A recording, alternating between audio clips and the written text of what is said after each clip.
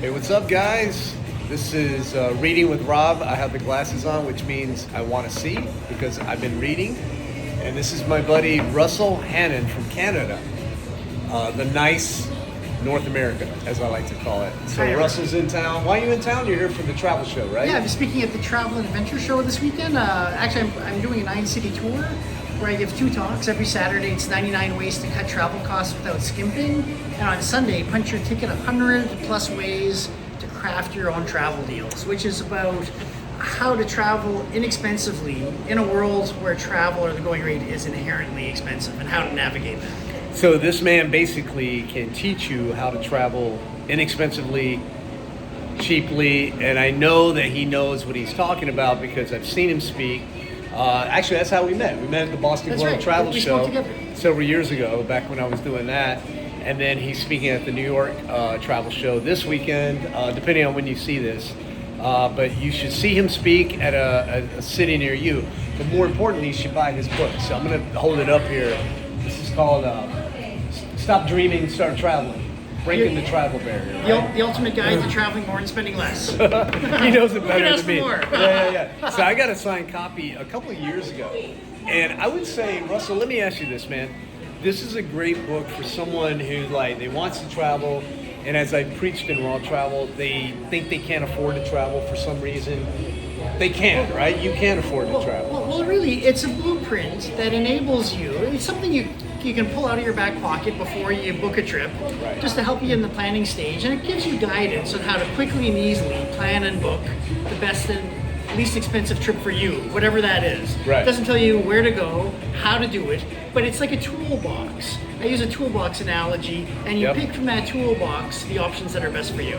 Yeah, and I really like that analogy because I think if you're, let's say, a beginning traveler and you think you can't afford to travel, this is a great book. But if you're a seasoned traveler and you're like, man, I'd like to travel more, or I'd like to save more money, I always say I have more fun when I spend less money. It's just the way it Even is. if you have a lot, the more you have, the Yeah. more you can save, or the more you spend. Right. It doesn't Right. take very much to have significant savings. And there's a lot of luxury accommodations that you can get inexpensively.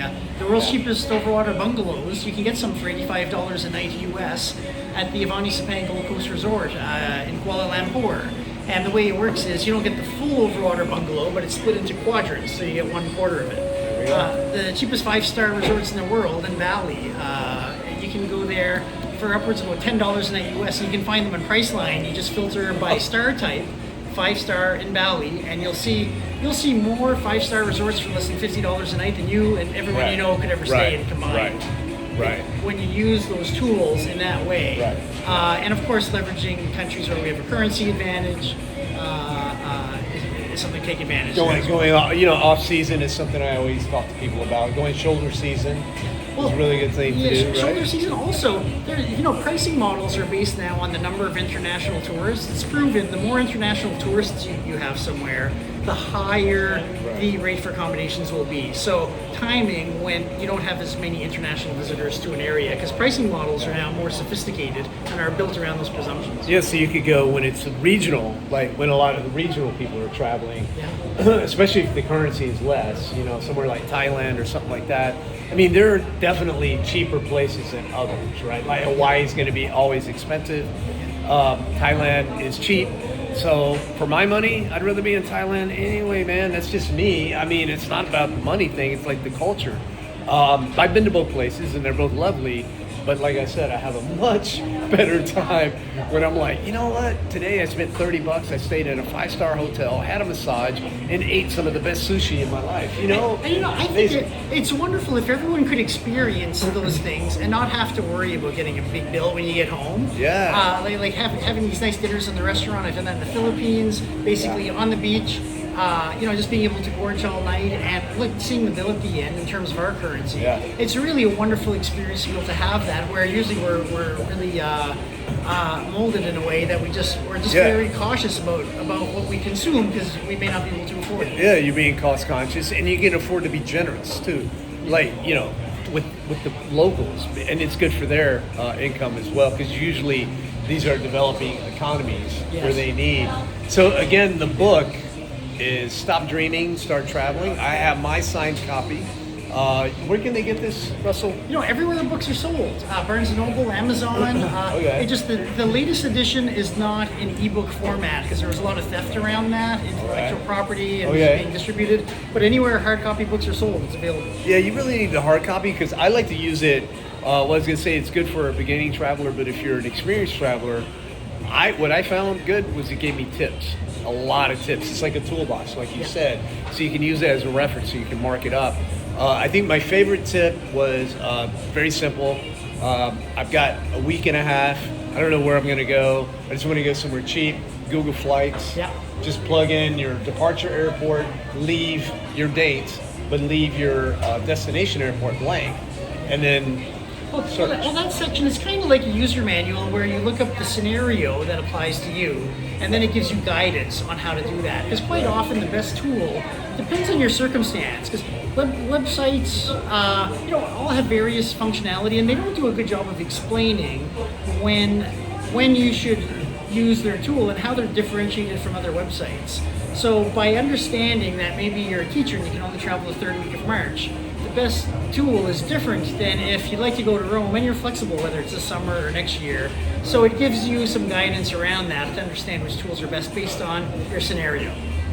Yeah, and I mean, and then there were some tips I'll never use, which I would talk about that, the flat tire tip, where the guy told you that basically you book the earliest flight, but you pretend you got a flat tire and you show up too late to get that flight so that you can get on the next flight, which would be more expensive.